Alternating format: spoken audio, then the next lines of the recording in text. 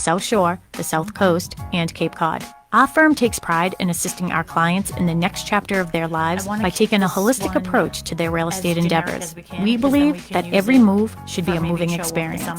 Every week, my real estate team member Mary Baker and I, along with the director of Boston Connect Real Estate, Melissa Wallace, provide you with our unique marketing approach to selling homes and share with you our expertise in navigating the home buying process. We like to mix it up sometimes, so not only will you hear our perspective on real estate topics, you will hear the expert thoughts and opinions of some of our real estate agents at Boston Connect Real Estate and the preferred professionals that we trust. Be part of our roundtable. If you have any questions during the show, please call 781-837-4900. We'd love to talk real estate. Follow us on Facebook, Instagram, and wherever you listen to podcasts at Talk Real Estate Roundtable. If you would like a one-on-one consultation with me and my team or one of the dedicated agents at Boston Connect Real Estate to discuss your real estate needs, you can connect with us at bostonconnect.com or 781-826-8000. Now, sit back, relax, take good notes, and let's talk real estate. And good morning to all my South Shore neighbors. This is Sharon McNamara, and you are, of course, listening to Talk Real Estate Roundtable. We are live this morning in studio. I am so happy to have my sidekick back. I felt a little naked on Tuesday. It was a weird experience for me. Yeah, but we have Melissa back from vacation, and she had a wonderful, wonderful time in Vegas. I did, yes. My first time in Vegas. I've never been. Yeah, I honestly don't really think that you would like it. I think the food, we had incredible food all week. That's what I've been telling everybody. Incredible food, incredible service there. Yeah. Drinks were great. Just very expensive, and maybe if we went to a show I'd feel a little bit different, but I think one and done is good for me. Yeah. I always picture it just being very all about gambling, and I'm not a gambler. Yeah, well, so we stayed at Caesar's Palace, and it was definitely, I would say that was more of the party place. It just, there's so much to do there, and it's so big, and we were getting lost every day, and there's so many pools and a lot of bachelor and bachelorette parties, and you just party there, and you can tell that it's a casino. But we went next door to the Bellagio, and anybody who's seen the Ocean's movies, that's where it was, and you almost sort of forgot it was a casino. There was a piano bar and just so many flowers. That type of stuff. I feel like the Bellagio would be more your more my speed. More your speed. And I'm sure that there's other things. There's an Encore there that's also Wynn, and we went to Sinatra restaurant, and that was amazing, and we had incredible food all week. Awesome. So I think that you would love Hell's that. Kitchen. We went to Hell's Kitchen for lunch one day. Amalfi, which I would love Amalfi. I mean, if it has anything to do with Italian food. Yeah, that's Bobby Flay's restaurant. We just amazing food all week. It was a little tough for me to eat just because with all my food allergies. So I had to modify a lot of things, but I'm sure that if they weren't modified, it would still be amazing for people. But that's awesome. Well, we're happy to have you back, and we held down the fort. I only had to call you once, and that's good. That's good. And it was on the last days, which was really, really good. So we also have Tim in the WATD studio. He is our producer for today. Hello, Tim. Viva Las Vegas. Good morning. Good morning. Good morning. I enjoy Vegas too. I miss it. I've been out there once myself too. Yeah, it was definitely fun. I'm glad that I went. Did you see young any and single? shows? No, we didn't. Okay. We didn't. Right. I went with a friend, and she had some family there, so we got to spend some quality time with them. And we went to the Grand Canyon one day, which was incredible. Every single picture. Anybody who's been to the Grand Canyon, any picture that you take just does not do it justice. We had an amazing day that day. Never been there either, so. Yeah, it was only maybe 2 hours and 15 minutes. We got there pretty quickly, and so it was a nice little day trip. Awesome. Well, we are very, very happy to have you back. Today's topic, while you were gone, I put in a couple offers for some of our buyer clients, and had listings, and was watching 20 offers come in on one of our listings, and looking at all those offers, it's sort of surprising to me too. We have a caller already. Yes, we do. They're waiting patiently. All right. We have Jean in the car. Hello, Jean in the car. Hi, Jean. Hey, hi. How are you folks? Good. What can we do for you? Okay. Enjoyed listening to your visit to Vegas. Well, where was it, Nevada? Vegas, yeah. Yeah. Well, it sounds like you had a wonderful time. Yes, I did. Now, Thank you. my question to you folks is off the beaten path, but still relative to your program. So I'm in a situation where I have to be out of a rental situation, but I have to be out on the 18th. However, I'm being charged the full month of the rent. Does that seem right? Do you have a lease or are you month to month? It's month to month. Okay. Yeah, so if you're month to month, it should just be for that month, would be, unless they had somewhere written in the lease that you would be. So what day of the month do you generally pay your rent? Are you the 18th to the 18th, or are you the 1st to the 1st? No. The court order reads that it has to be paid on the 1st. Like, Okay. no gratis, no, you cannot, like, I positively cannot be late. And if that situation were to come into play, then I would lose the unit. That certainly did come into play. However, I'm still obligated to pay that full month, but I'm required to leave on the 17th. If you're being required to leave by the 17th by the landlord, then I would say no. Again, I am not an attorney, but I can certainly you can leave your information with Tim, and I'll reach out to my attorney, who's Emmanuel Ebot from Stiles Law, who's right in Marshfield, and I can follow up with you on Monday. But if you're paying month to month and you choose to leave on the 17th, I would say that you would be required to pay the whole month. But your landlord really shouldn't be going in there until your term expires. And this is embarrassing, but I was served papers, so I couldn't really say it until I was actually served the papers, which that did happen late yesterday. So now I can actually say, yeah, I got it. I have to be out. I did spar a little bit with the court system when I said, well, would you please extend it to the end of the month, to allot me time to be more organized.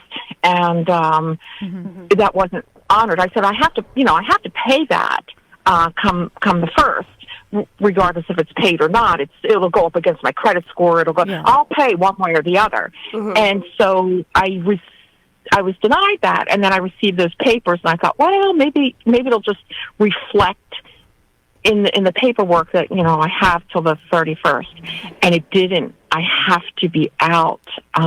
So if it is that, if it's being court ordered, and again, I don't want to get too personal with you here, but if it's for certain things like non-payment and things like that, or not taking care of the property, or not following the guidelines of your lease, like smoking or having a dog or something like that. No. Yeah. So if it's none of that, I would say, again, I am not an attorney, but I would say if the landlord is forcing you out because maybe he's selling the property or whatever it is, if he's forcing you out on that date, I would say that you wouldn't owe for the remainder, but I don't know all the details. But I am happy to give you the number of Emmanuel. Are you in a place where you could take down a phone number? No, I thought I would give you my contact information. Yep. So you can reach out to your phone. Yep, you can do that with Tim when we hang up. And like I said, I will reach out to Emmanuel on Monday for you, and I'll get back to you. I really appreciate the time that you've taken, and thank you so much. And I enjoy the program. Thank you for listening. I've learned a lot from listening to you folks. Well, thank you. I love My that. pleasure. And I'm hoping that you have some place to go. That seems to be the more difficult thing right now, and it is actually very in line with our topic. That's the real sad part of it, and I'll just spare you those details. So that's why I'm reaching out. I thought, maybe there's hope. Maybe I can just get a little bit more time. But I'll wait to hear from you. Okay, perfect. I will talk to you on Monday. Just leave all your information, like I said, with Tim, and I will talk to you on Monday. Thank you again for the time. Thank you, Jean, for calling. Thanks. All right. And that's the thing too, is like, I love that we do this show, and we always discuss, is anybody ever listening, and, do we continue to do this show? And, it's a big investment for us. And we're all about giving value, like giving value to our agents who work at our office, and us giving value to the people who are listening and to our clients. And I did go to somebody's home last week, and what wonderful, lovely couple. And they met me actually about 20 years ago in my brother Michael's office. I had gone in there for something, and they listened to our show. She's very hopeful that you'll find a house. Yeah, I love that. Yeah. She asked about my girls and everything. So it's just so sweet that maybe we are impacting. But one of the things that she said to me was, I knew when the time came for us to right size, I would only really want to talk to you because I can feel your honesty through the mic. So I'm really happy about that. And, you know, hey, I am not afraid to tell everybody I believe in God. And when I say my prayers, I always say, God, bring me people who need my help. I promise you I will always take care of them. So there you go. Oh, is that how we all found you? That's how you found me. Yes. That's how We all need a little bit of help. Yes. That's how I have all of I just told Mark I'm your least problematic child. Yes, for sure. For sure. Yeah, well, yeah, interesting. I think he had to give you a hug right before you were leaving for vacation. You were under so much stress. I was. Now I'm like, hey, Mark, thanks for changing the plans. All relaxed.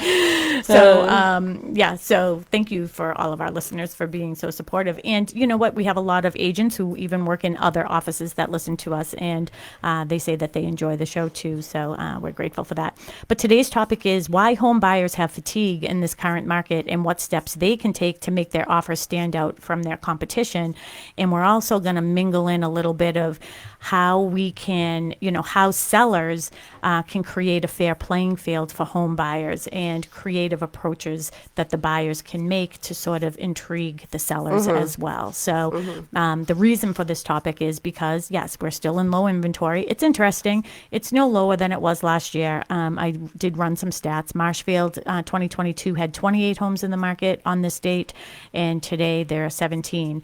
Pembroke had 5 last year and 10 this year. So there's a difference there on the opposite way of what people would think. And then Hingham was 26 and 27. Hanover was 10 in 2022, 9 today.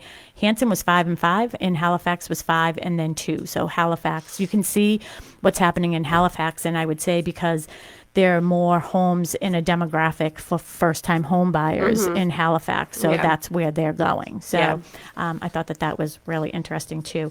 But if you have a question for us as well, I believe that was Jean. Jean, yep. Please feel free to call us, 781-837-4900, 781-837-4900. One other thing, if you are in Pembroke, don't forget to vote, and please vote yes for the public safety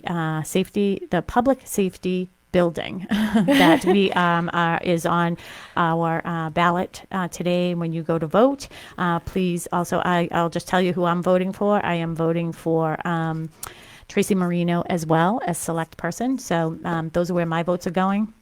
And I, of course, am supporting the public safety building. Really passionate about that, and they deserve, a safe environment to work in. Yeah. So you want to take it from there? Sure. So what do we got? Oh, you have a whole new thing here. So segment 1, we're going to be talking about understanding the current real estate market. Wow. Yeah. So we just went over, some of the stats, like what is on the market, and then why don't you talk about, how buyers are feeling right now, because you're one of them. Yeah. So, well, I can see that the next part is the emotional impact of buyer fatigue. And you did just tell everybody that Mark had to give me a hug before I left for Vegas, which I needed because I was having like an emotional breakdown. And I tell everybody I'm having a quarter life crisis, even though I'm 32. I had a midlife crisis at 52. Yeah, but that makes sense. I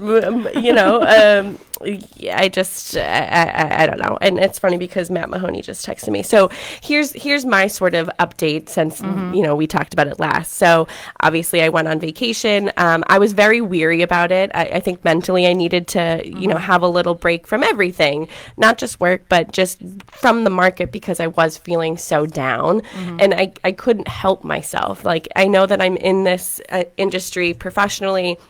Now I'm a buyer out there, and just seeing such low inventory, it is getting to me. As much as I don't want it to, it is, because I sort of feel like I'm waiting for my life to start, even though I've felt like I've lived 10 lives already.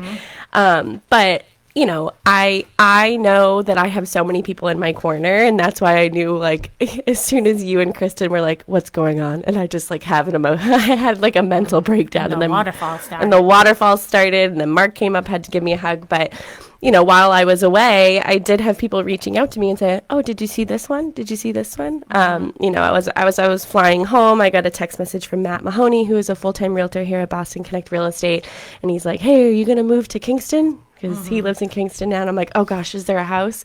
So we're going back and forth on it, and I called the agent yesterday, and I'm going to go see it today.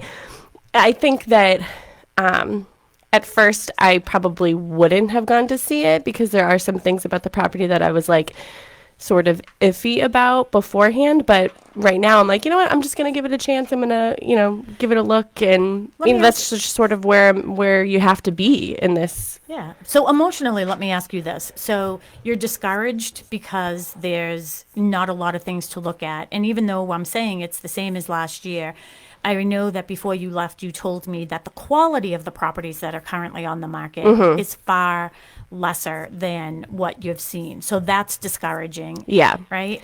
Yeah, so by the quality, it means it doesn't have siding, it doesn't have actual walls in the inside, no running water, like Title V, the septic system has to be replaced by the buyer. Like these are very specific properties that need specific buyers, and it's just not me. Yep. I'm looking for something that has character. I'm fine with quirky. I'm fine with all that stuff. In fact, you like quirky. I like quirky. That's why I'm going to see this house today. It's whole lot of wood, but I can see potential in that.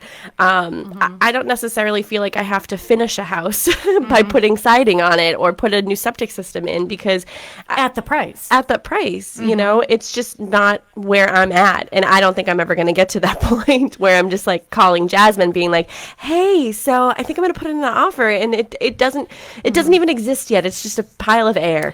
Well, and here's the other thing too, that I think with the emotional aspect of it and where this fatigue is coming in is, buyers are feeling like they have to give, their left arm in every type of situation in order to get their offer even really considered. Yeah. But then I think you're very different, and I think that Mary and I work differently as well. And I feel safe to say that all of our agents here at Boston Connect Real Estate feel the same way, that you would never compromise. We don't want our clients to compromise. I would rather you be in a situation where maybe you are still living at home, or maybe you can move in with a family member. Yeah, it stinks. I'm just going to be flat out about that. It is not fun moving in with family. I had to do it myself for the first 3 months Mark and I were married, while we saved every single penny we had and sold suits to consignment shops. I understand that, but the option to just compromise and take anything, you will 100% regret that. Yeah.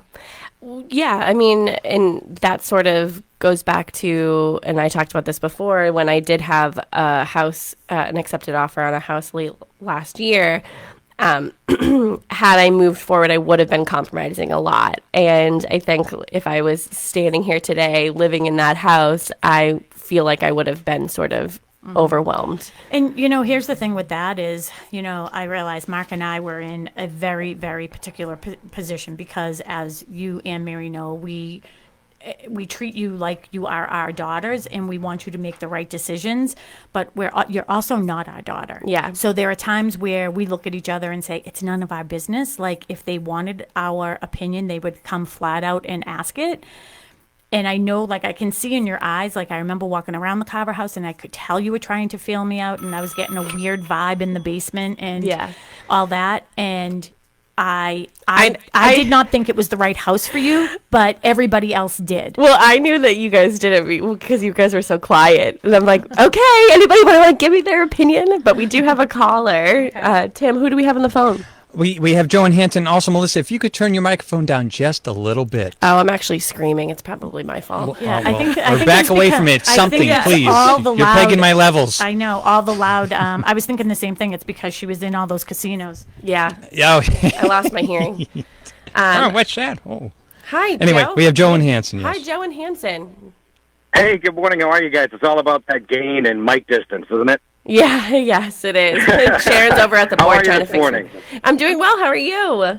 I'm doing great. Great show, great content. Definitely appreciate the conversation that's happening and the topic.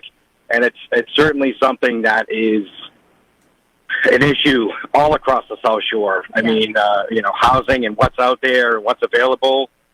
Just a full disclosure here, I'm on the planning board in the town of Hanson, so I'm well aware of some of the issues that are happening in and around the South Shore. I mean, who knew that an apartment over in Brockton was going to go for $2,200 a month? So the housing market is just insane. Something that I'm really excited about and really looking forward to is a recent article in the town of Hanson itself that just passed at our town meeting. So it's off on its runnings up to the Attorney General's office for vetting and validation, and then it's going to be implemented. But it's for accessory dwelling units, and I was very excited to be part of the planning board that proposed this in support with the select board to get forward a town meeting, and that the town itself really supported it. One of the speakers just recently was talking about having to move back home, So, lack of a better term, we call it, you kind of nickname this, it might be out of your generation, but my generation, like the Fonzie article, to have an accessory dwelling on your property, provided that it fits all of the check marks for, the Title V applications and the zoning, and it's the square footage is up to 900 square feet. But it's something that I'm really excited about for Hanson and other towns on the South Shore if they're looking at adopting, some smart building, because you can overbuild and really detract from the nature of your town or the look of your town. That can happen very quickly. But this accessory dwelling article that went forward and what's passed the town meeting, we're very excited about it because it's going to give the opportunity for people to potentially build some accessory dwelling units detached from the home, to give somebody that distance and that not on top of each other feeling, So I am excited about that.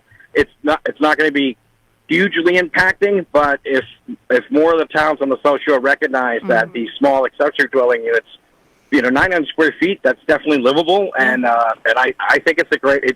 We've got to think about what's coming down. As far as housing, and I think it's something that's going to really work for the town of Hanson for sure. That's awesome, Joe. Can I ask you a couple questions about that? This is Sharon. Sure. I can't quote the whole article verbatim. No. But I'll do my best. I don't expect that from you for sure. But my question is, with these accessory apartments, is it for in-law use only? So is it only family members can live there? I heard you say that it could be detached, which is huge, because I know in the town of Pembroke, I sat on the zoning board for several years, and I know that ours had to be attached, and it had to be a family member. So, and I also right now currently sit on the affordable housing in Pembroke, and these are some of the things that we're thinking about as well, because it is, we see a lot of people aging in place. You're probably familiar right now that Pembroke is up for a big vote today for our public safety buildings. And, I'm listening and watching everything on Facebook because I'm the founder of Pembroke Connect. Sometimes I don't like to admit that. And I'm a member. Good. If you could help me out every time they're beating me up, That's the thing is, I'm just giving facts about the cause. There's no reason to beat somebody up personally about that. But I am recognizing seniors are having a difficult time. And I feel for them in that capacity, but I think something like this would be nice. So those two questions for you, really it's just one. Can it be a non-family member that would live there, and can they be rented out? Yes, there was absolutely a lot of discussion that happened in regards to, the regulation being for family member and non-family member. And a lot of the discussion was to get away from that very strict regulation about it being family members. So the article in Hanson does not have that in there because we wanted to be able to here's a prime example. Somebody that has an accessory dwelling on their property, and there's a young college student looking for a place to be, maybe over at Bridgewater State, maybe at Massasoit, maybe somewhere in Quincy. But they're looking for that rural environment. They're looking for that rideability on the T.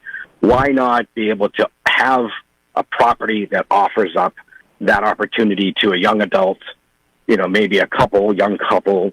So some of the conversation that had happened was in regards to some of the things like you're speaking about here, the in-law apartment or, that type of attached building.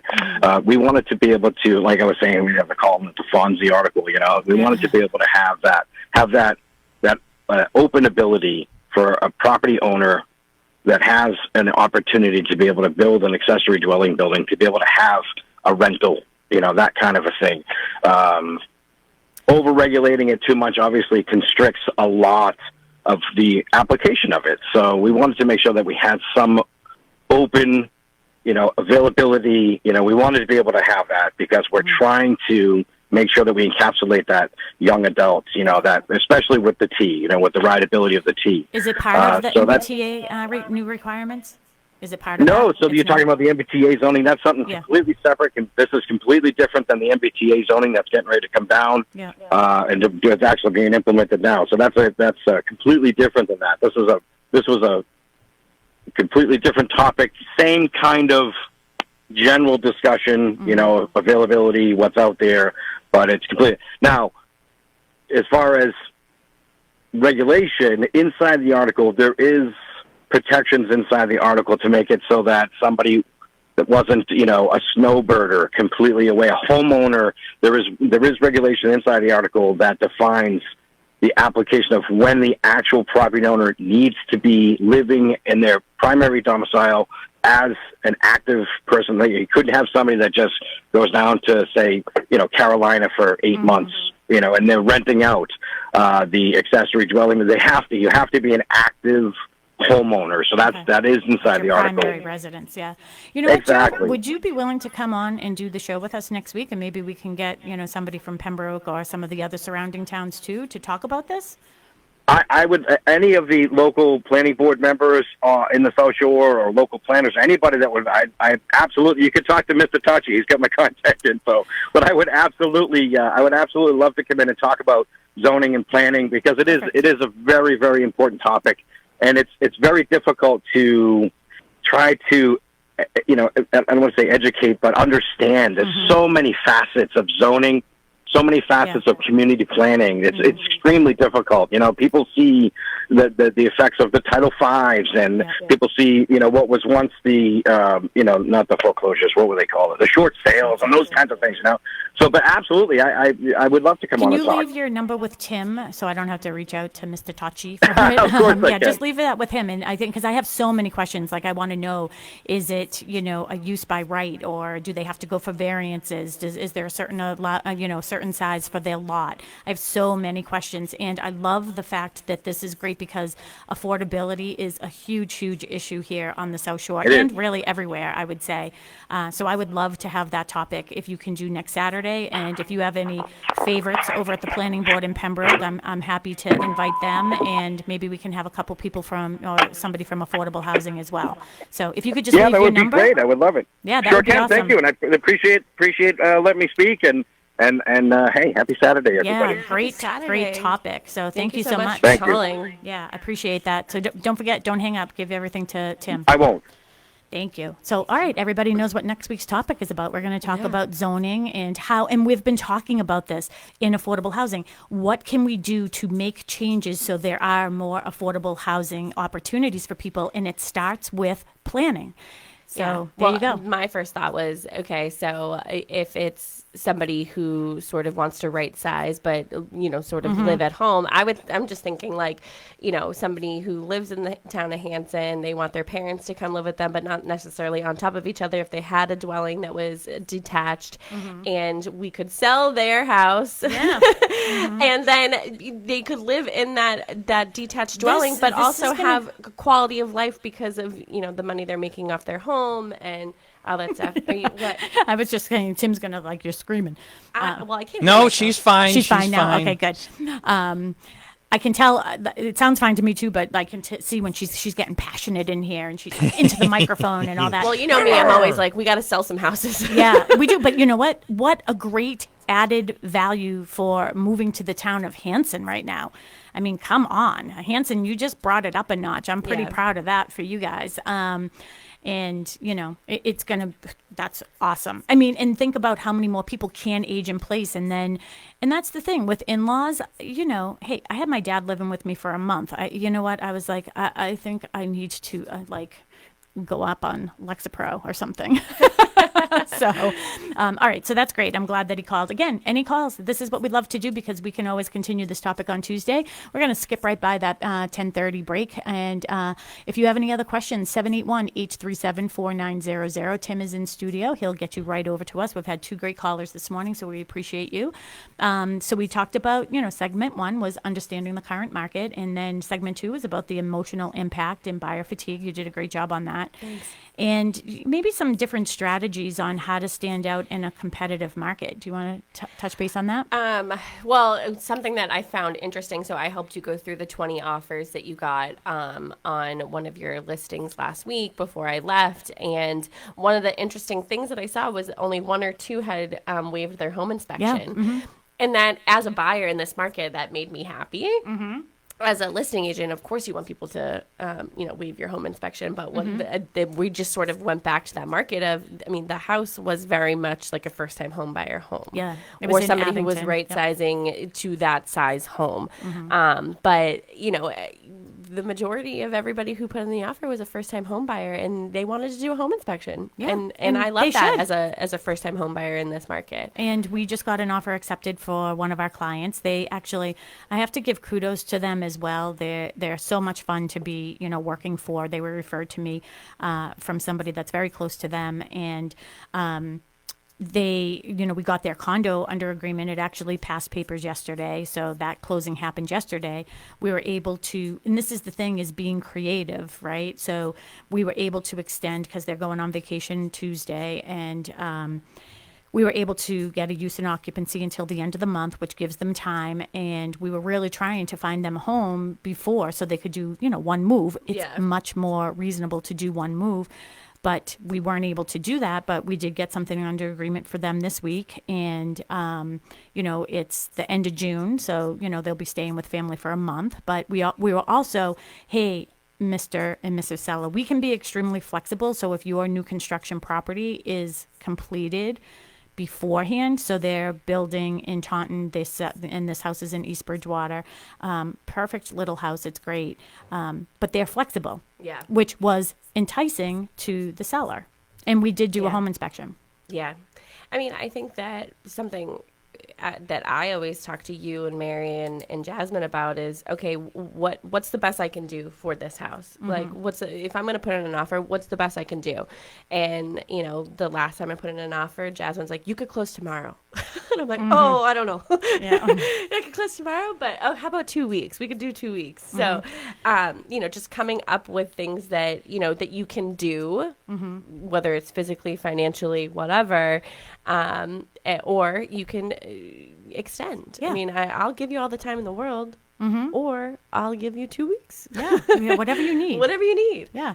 And, it was interesting when you were talking about the 20 offers that we got, and it was very interesting for me, and actually a little disheartening, because as the broker of a firm, I looked at these offers and I thought, if any of our agents ever presented an offer that was as messy as this.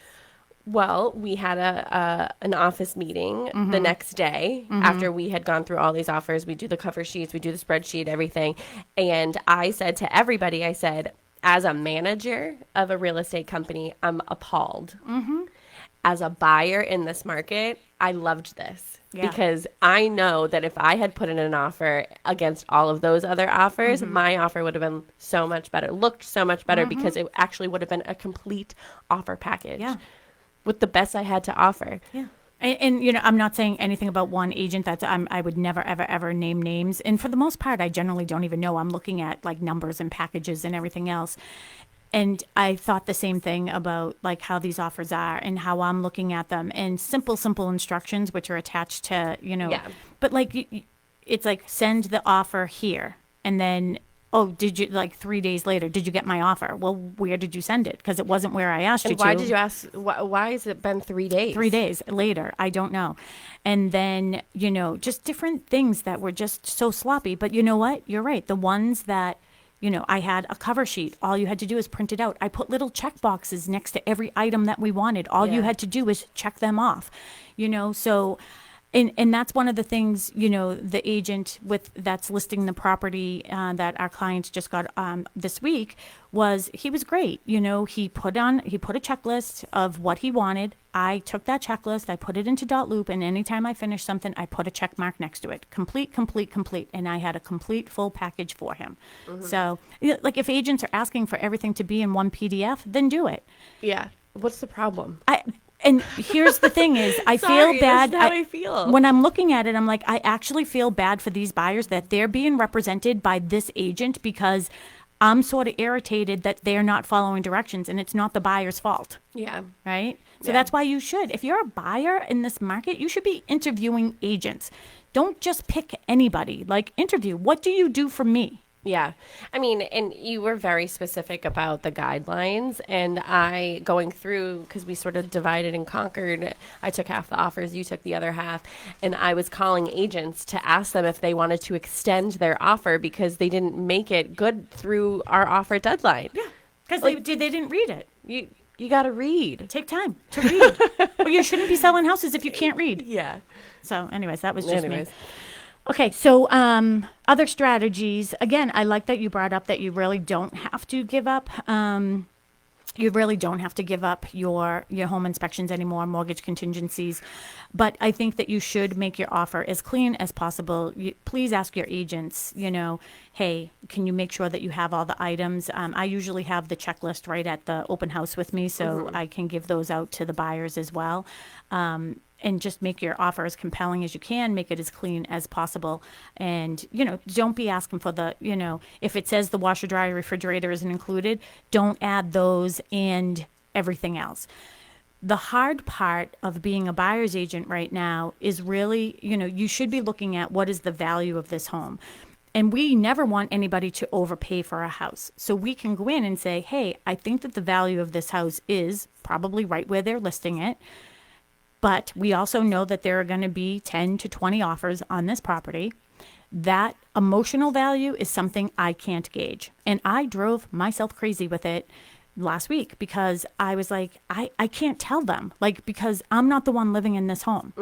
Would I be willing to pay $10,000 over? Would I be willing to pay $100,000 over? I don't know. It's what you're feeling. Yeah.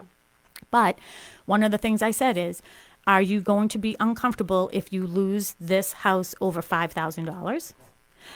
Or are you going to be laying in bed for the first, night while you're there, being upset because you paid $5,000 more? Yeah. Yeah. So that's what you have to sort of struggle with. The other depressing part is, yes, people are having home inspections, but it's, in the back of your head that they had other offers. You know that they can easily get another buyer. Yeah. So I tend to think that buyers are sort of holding back from what they want. And that hurts for us too. But if you're willing to lose the house over asking for this concession of some sort, maybe it's, I don't even know, like say maybe a crack in the chimney or something like that. Yeah. You have to be willing to lose it. Yeah. Well, I'm just going back to what you always say, you price the property in the condition that it's in, and the buyer is going to come in and sort of offer what they think it's worth. So if they're going over, they're saying that they feel like they see the value at that. Yep. And if you are going in and offering more and you don't believe that that's the value, no, don't do that. Because like I said, with this Hanson house a couple weeks ago or months ago, I don't even know what day it is, that I could have gone higher, but I didn't see the value. And it's just how you have to be. You have to be smart. Got to be smart about these things. Yeah, absolutely. And then another thing too, this actually brings us to segment 4, which is, creative approach to differentiate your offer from the others. I mean, we just talked about that in depth about, making sure it is a complete and full package. Make sure every single week on Friday, you should be asking your loan officer for an updated pre-approval with that date on it. Yeah. Because that's something we're definitely looking at, especially when the rates are changing one way or another all the time. I know. When I was talking to Matt Mahoney, again, he's a full-time realtor here at Boston Connect Real Estate. He actually drove by the house while we were talking and gave his opinion. And he was saying to me, this, and this. Oh, and the rates went down. And I'm like, okay. because I was so sort of far removed. Obviously, Yeah. I was on vacation, but still had people thinking about me. Yeah. And that's just sort of where you have to be. You have like if you're in this to buy a house, you got to have so many people on your side. You have to have a team that stands You gotta have behind a you. team, yeah. You just happen to be lucky that you have 30 of them. I know. I have the biggest team. I'm so lucky. I have to give you this funny story. So I was out with my clients, and they are just wonderful, wonderful people. Younger couple. They sold their condo, and they're moving into this house, right, that I've been talking about. So I showed them the property last Saturday, I think it was, and Mark went with me. So it was like 5:00 that I got the showing. He had the open house. They went to it. And, the first thing, I called the other agent and I said, thank you so much for entertaining my client this morning. Like, I had the radio show. Mary had an open house, but they are interested. So I'm going to go back and preview the home because I don't feel comfortable putting an offer in on something if I haven't seen it, right? So Mark and I went back. It was 5:00, and we're walking around the house. And Mark, he's a plumber by trade, and he's around contract. Like he's just good, right? And I think you like posted on social media or something that you were at a showing because I knew about it. Oh yeah, I probably did something about the turkeys. There was like turkeys in the yard and all kinds of stuff. Yeah, and so there we were, and I brought up something about something, and I was like, well, you know what Mary would say? And they're like, oh yeah, she is serious about that, like a chimney pulling away from a house or something. And we were laughing about it. She goes, I have to tell you, I love you guys. I am so happy that we got to refer to you. She goes, not only do we have 2 realtors, we have a +1. Mark? Yeah. Mark's the +1. Yeah, Mark was the +1. So something came up in the home inspection, and they sent us a group text, and they said, we went through everything. We really don't have any questions for you, but we do have a question for our +1. For Mark. Yeah. So that was a lot of fun. But, unique ways, we did discuss that. But one of the other things is, take the time to have your agent. We would love if it was one of our agents here at Boston Connect because we're trained to do this. Call the other agent. Say, hey, what would be an ideal offer for your client, for the sellers? Are they looking for a specific date? Are they looking for, specific terms or conditions or any language that they might want in this offer so we can give you the most ideal offer? That's really important. And then you can get sort of a feel for what is going on and what they want. Well, like I said, I'm willing to give somebody no time, a lot of time, nothing, but it's going to be specific to that person. So like if I put in an offer on a house with somebody who has a contingency that they have to find something, of course they're going to need time. Yeah. So but you need to know that. Like you need to ask those questions in order to know that. So again, we're in the industry, so I know to ask that question, but buyers out there, if you are in a position that I'm in where you are flexible with time, well, maybe somebody else isn't flexible with time. Maybe somebody really needs to just offload this house, get it out, And sometimes an offer gets accepted when it's not the highest offer. Yeah. That happened in the listing on Isabel and Abington. We did not accept the highest offer. We accepted the one that we thought was financially most secure. I know. And the same thing And we with picked the same one. Yeah, we did pick the same one, right? Which brings me to the next comment is, with love letters. So love letters could be a whole entire show by themselves. So a love letter would be when the buyers write the seller a little love letter. Hey, as soon as I stepped into your home, I knew that it was the one for me, blah, blah, blah, blah, blah. There's a lot of controversy around this, especially when it comes to fair housing laws, okay? So I generally say to my clients, if it's part of the offer, I have to present it legally. Yeah. It's part of the offer. My suggestion is that we go through all the numbers and narrow it down to the ones that you want and then read the letters, because you shouldn't be choosing who the buyer of your home is based on emotions. Yeah. Right? Yeah. But you can see in my notes here, I put next to this highlight, the benefits of writing a personal love letter is Kristen. So Kristen Howlett, she's another full-time real estate agent here at Boston Connect Real Estate, and she does Tuesday night shows a lot with Melissa. So we appreciate that, and she's the best of the best. So she lives in Bridgewater, does all the areas all over.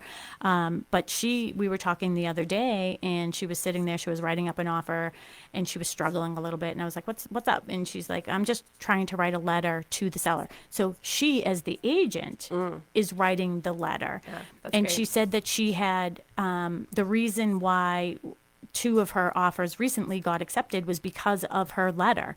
And one of the sellers specifically said, hey, I really like that this agent took the time to not only give me a perfect package, but to tell me other things. I know she will be on top of it. Yeah. So that matters. So good job, It Kristen matters. Howlett. It's the little things. It is the little things. So before we get on to our next segment, which is creating a fair playing field for home buyers, this is towards sellers. So we're going to gear this next section towards sellers. And if we have to continue into Monday, we can certainly, Tuesday, we can certainly do that. If you have any questions, whether it's about this topic or any other topic, feel free to give us a buzz. Tim is our director of the big panels over there in WATD, 781-837-4900, 781-837-4900. Yes. I'm just reading these things. So, discuss the importance of sellers creating an environment that allows all potential buyers to have a fair chance at viewing and considering their home. One of my biggest pet peeves. It's the and topic this week. I already know what you're going to say. I was a pet peeve of mine before I was looking, and it's a bigger pet peeve now. Why are you putting a house on the market and then not allowing showings for 4 days? It's And then doing maybe an hour and a half, 2 hours would be crazy in this market. 2 hour open house, and that's it. That's all you can see. That's all you can see it. Why? it is absurd. It drives me absolutely insane. You get a million people knocking on your door. So are you showing the property in the best light? Because especially if it's a smaller home and you have 100 people show up, and I'm not exaggerating, that happens. 125 if you want like that. And we allowed showings beforehand. Yeah. Why? You're just creating an environment that is making people uncomfortable. I'm sorry. As a buyer in this market, if I go up to an open house and there's 50 people waiting in line, I'm saying, oh, God. Yeah. What's it going to be like when there's 50 people in this house walking around and you can't see anything? And two, I think it gives the impression that there are automatically going to be multiple offers, and people don't want to get into multiple they don't want offer to get situations, into it. and They've already walk been away. into it for months. Yep, and they're like, you know what? I don't even have a chance. I'm out. And again, my next statement is more based on how we do it and how I feel it benefits the seller. And I am saying it right out there. When an agent says to me, my seller wants it this way, I do not believe that agent educated that seller on the benefits of why that doesn't make any sense. Yeah. And if there are any agents out there that disagree with us, please call, because I need to see perspective. Yeah. I spoke with an agent yesterday, and it was no showings until the open house. And especially, with it being sort of a tough weekend. I mean, it's beautiful out and stuff like that. So, Mother's Day weekend. Oh, well, I was getting away from that just Oh, in case sorry. we replay the show. All right, that's all right. To have offers due on a holiday, I mean, I get it. I mean, I'm not a mother, but I have a cat. Yeah, She you have gotta a get- mother. Yeah, I have a mother. What if I want to spend it with my mother? I'm pretty convinced that everybody has a mother, whether they're with us or not. Yeah. Right? Yeah. Is that safe to say? Somebody said the other day, "Does your mother have any children?" It's like a prompting funny question. But where was I going with that? Oh, so I called an agent yesterday, and I was like, "Oh, just wanted to make sure. I did see that there's no showings until the open house. Is that correct?" "Oh, yes, there's no showings. I'm doing an open house 1 to 3." And I said, "Okay. Do you have an offer deadline? Because I'm not going there on Sunday." Yeah. Okay. I'm just not. And so I'll go today and I'll see it and then decide. I mean, I'm not. Well, first of all, can we talk about this? And this is, we're definitely going to have to take up this section again on Tuesday. So we'll do a recap on Tuesday, Yeah. and then we'll talk about this because we only have 5 minutes left. This is exactly my point. And I have to tell you, doing the open house recently in Abington, we had 57 groups of people come through. Mark was with me, checking everybody in. And so every group had minimum of 2 people up to 4 or 5. Yeah. So there was minimally 125 people going through this house. We put that house on the market Thursday morning. Our goal was Wednesday, but because of, different pictures and things like that, it was Thursday morning. We allowed showings right away. So we had over 25 showings on the property as well. So if we had all those people that had to wait until the open house, it would have been pure mayhem. Yeah. But I made the showings available Thursday, Friday. We had open house Saturday. Some people showed it before, some people showed it after. We had showings on Sunday. Because if you come to the open house on Saturday and your agent isn't able to see it, you have all day Saturday to make an appointment. And then I made offers due Monday by 5 p.m. And the reason why I did that is because now, if you are really interested in the property, that gives you your opportunity in Massachusetts, which is caveat emptor, buyer beware, do your due diligence, to go to town hall, check out things. You know, and I say this all the time, I can't buy a pair of shoes on Zappos in 15 minutes. I don't know how people buy a house. Well, at Monday, you've been on the market for 5 days, and people had 5 days to see it. And consider it and get rid of their buyer remorse or feel pressured into putting an offer in on the house because they felt that anxiety. And honestly, the other thing too is a lot of buyers right now are putting in multiple offers on the weekend because it has the same deadline, and whichever one doesn't, like if one doesn't get accepted, then they have the other one on the table. If one gets accepted, they pull the other one. Hey, I'd rather you get all that behind you on Monday. Yeah. You know what I mean? So Monday by 5, and then we give, make the offer good for 24 hours, and I talk to the seller on Tuesday. So Kristen was in the office this week, and she wanted to show a property. It was a condo, and it went on the market like Monday or Tuesday. It said, call the agent. Now, you can set up your appointments with us through the program that we pay for, which is Showing Time. Go right online, pick an appointment. That's the other thing. Agents don't read and they're calling, can I get an appointment? Read. So you have to email this agent. She didn't get back to her. Kristen kept on texting her, emailing her, texting her, emailing her, all the way up to Thursday.